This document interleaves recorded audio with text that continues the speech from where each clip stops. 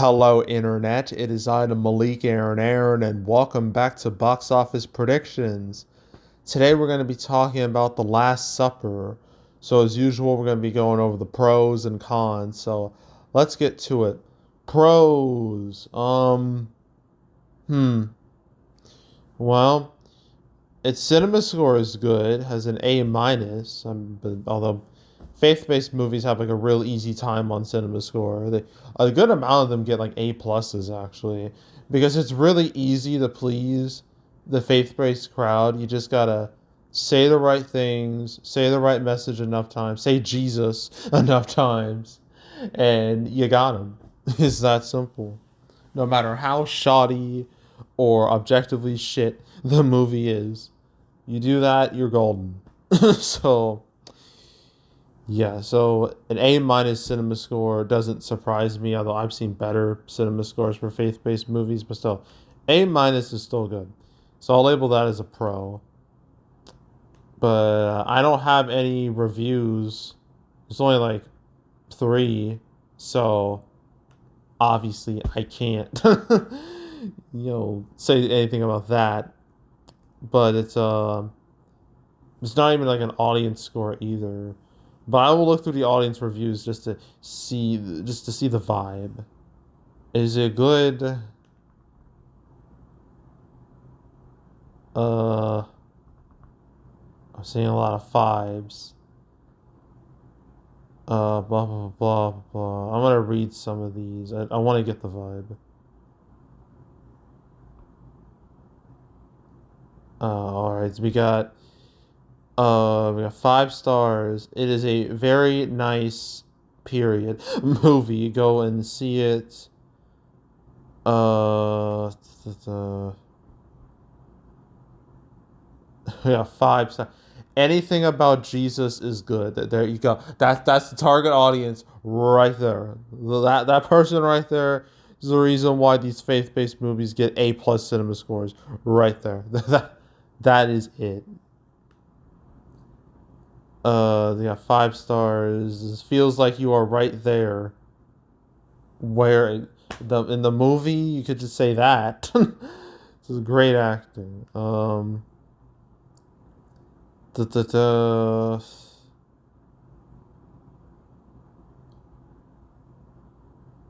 Let's say 5 star. Okay, another 5 stars. So it's great perspective and biblical. There were some liberties taken, but heat of the movie was.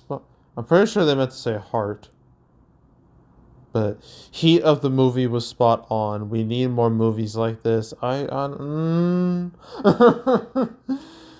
So thank you, Chris Tomlin. I'm guessing that's the person who made this movie. No, no. Who the fuck is Chris Tomlin then? Who is that? Whatever. Thank you, Chris Tomlin, for helping to bring this to theaters.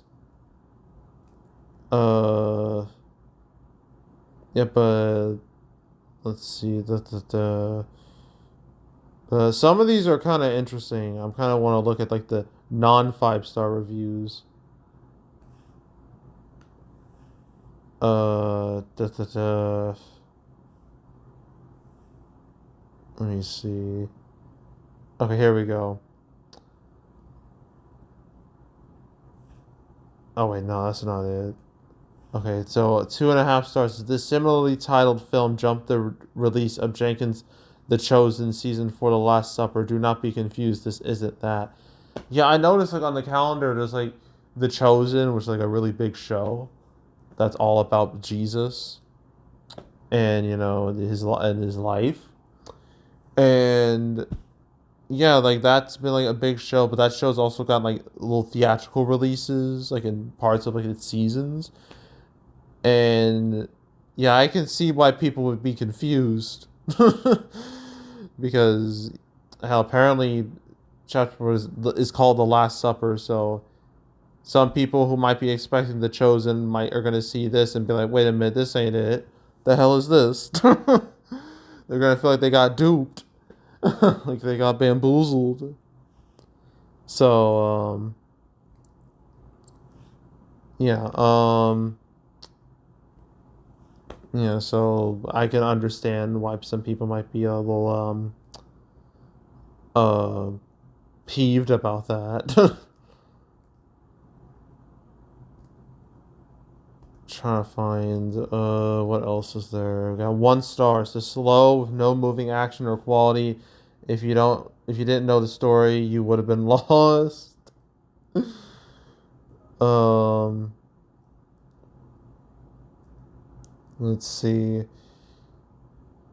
Oh, okay, 2.5 stars. It says this movie portrays Judas as an unwilling betrayer at first when Caiaphas approaches him with an offer of money to betray Jesus. This is not scriptural at all. There are several scenes which are not according to the scripture. Well, I mean, like with like any adaptation, it's not going to be exact one for one. Even like stuff from the Bible, like you can't just like use the Bible as a script. There's going to be some changes made in order for it to feel more like a movie. But we got half star. Dark, mumbling actors couldn't understand them well at all. Not one well lit scene in the entire movie. Devil part was very scary. Okay. Um, we got 1 star. It says our family of 10 were very disappointed. It doesn't elaborate further. um, let's see, 4.5 stars. I wanted to give it 5 stars for some reason. It only shows 4.5. I mean, other people got like 5 stars, so I don't know what this person's problem is.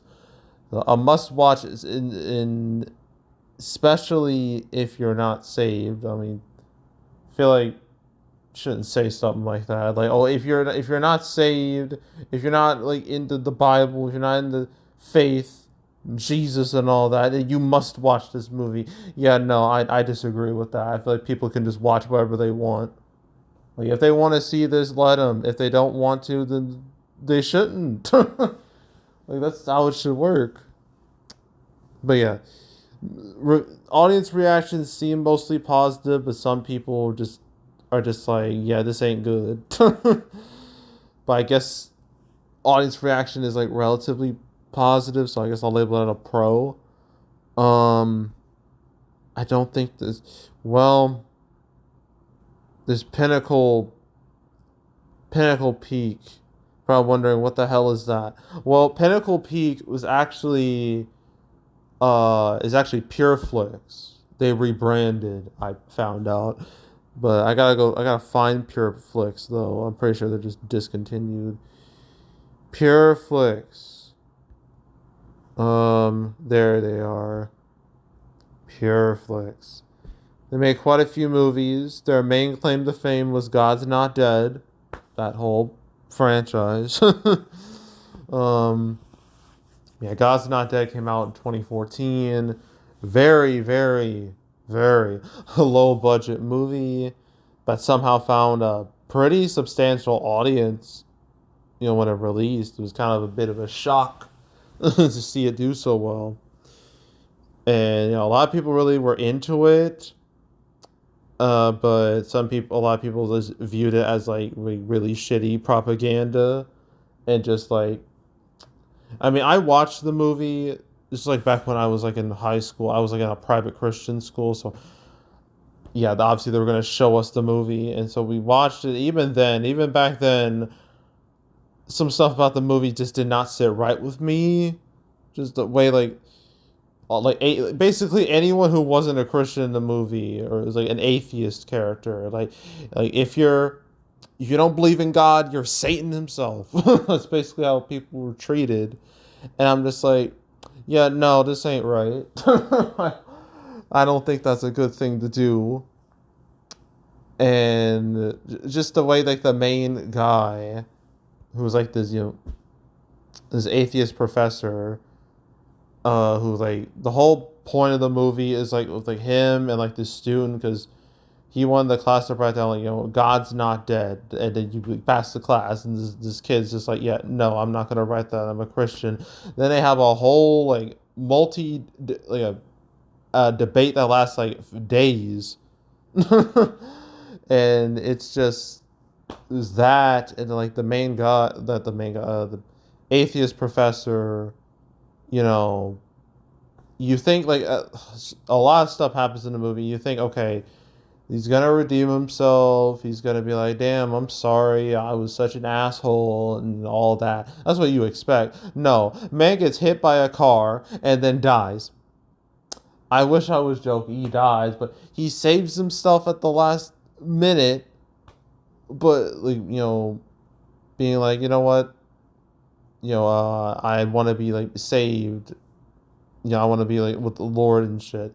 But still, that kind of just weirded me out. I was just like, yeah, I don't like that. I did not like that at all. So I don't really get what about this movie that made like $60 million worth of people watch it, but people did watch it, and that resulted in like a whole franchise. And then like they made other movies too, but no one really cares about them. It's mainly just God's Not Dead. So yeah, that's what Pinnacle Peak is. So I guess the God's Not Dead connection. I guess that's a pro, kinda. um. So, yeah. Okay, cons. Okay, so I know like the movies are Easter. Keep in mind, Easter is a whole month from now. Okay, more than a month from now. And yes, I know well, what about like Christmas movies opening in November? Like, what about those? Yes, that happens too all the time. But here's the thing, that's because of the holiday season. The holiday season usually lasts from November to New Year's. The Easter season, that just kind of stays in like, whenever, whatever weekend it happens. It doesn't last like a whole 2 months like the holiday season. It's not as it's not that serious. So releasing this a month in advance seems like a bit of a mistake because there's a high chance people might forget about it, or it'll just be out of theaters by the time Easter shows up. And it doesn't help that you have like another faith-based movie coming out, right before Easter. That's at least that's released. That movie's release date's more appropriate. King of Kings, so that's gonna directly, which is also about Jesus. So that's gonna affect this directly. So I guess this movie wanted to like get ahead of the curve, but I feel like by doing that, it kind of screwed itself over. So yeah, just the timing of the release and just how far away it is from like Easter. I'll label that as a con. Another con is fact that there's a obviously this movie have a more of a grassroots marketing campaign, but it feels like there's no heat there either. Like no one really cares.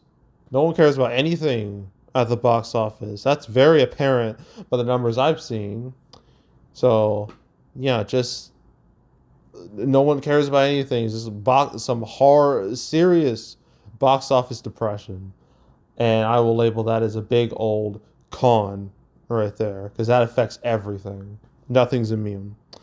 Um, Another con is that faith-based movies are notoriously unpredictable when it comes to the box office. I mean, sure, some do really good, but some are just left completely unseen, and you just don't know like, what movie is gonna be what.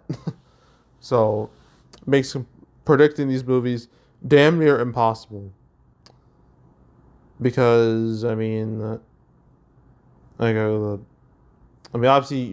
there's Passion of the Christ, which will never be topped ever. No faith. I don't see a faith-based movie ever reaching those heights ever again.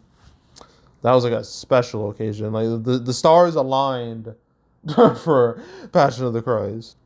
But but yeah, movies like Heaven is for Real, I Can Only Imagine, War Room, Miracles from Heaven, God's Not Dead, Son of God.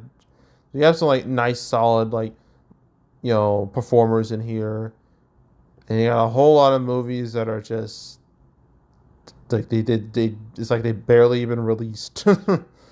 So yeah, there's a ton of them, a whole lot of them, in fact. So yeah, yeah, the faith-based genre being terribly unpredictable. I'll label that as a con. And is there any other cons really? I don't think there is. But yeah, I guess we could, you know, yeah. Let's just do opening weekend predictions. So with Last Supper is projected to hit 2 million, which is not good by any means. Yeah, $2 million. I guess I'll stick with $2 million too. It's total. I don't know about the legs. I mean, you think they would be like long, but then again, you have direct competition like right before Easter, and I'm not sure if this movie will even last that long in theaters. So, I don't know. I guess 4 to 6 million, basically what I have for like the day the Earth blew up. So I'm gonna go with that 4 to 6 million total, and that's it. Two more movies, just two more. Novocaine, Opus, and then we're done for the weekend. So stay tuned for those videos. But yeah, that's it. That's all. Make sure to subscribe, like this video, leave a comment, turn on notifications, share the whole drill. You want to check out more videos like this? I got playlists on the homepage. Uh, all previous prediction videos are made on the channel. Oh shoot. Yeah. Ugh, I lost my train of thought. God damn it. Ugh, hate when that happens. But it's for prediction videos, all my box office prediction videos. You want to watch all of them from like this year, the past few years. Go right ahead. There's also box office recaps where I go over the box office results for any particular month. Never talked about Last Supper once, so oh wait, shoot, that was I'm getting stuff mixed up. That's awesome. Recap videos, February, that should be within a few days, and then March, that will be around Easter time, roughly. That video is gonna be horribly negative in tone. Just letting you know right now. So stay tuned for that video. But if you want to watch any of the past recap videos of me on the channel, you can go right ahead. There's also the Cancel series where I go over all the movies that I went over all the movies that were supposed to come out but didn't. Never talked about Last Supper one time. So there's that. But there's 250 episodes. You want to binge watch them all from beginning to now. I highly encourage you to do that. So go do it. And yeah, that's it. That's all. I am out. Goodbye.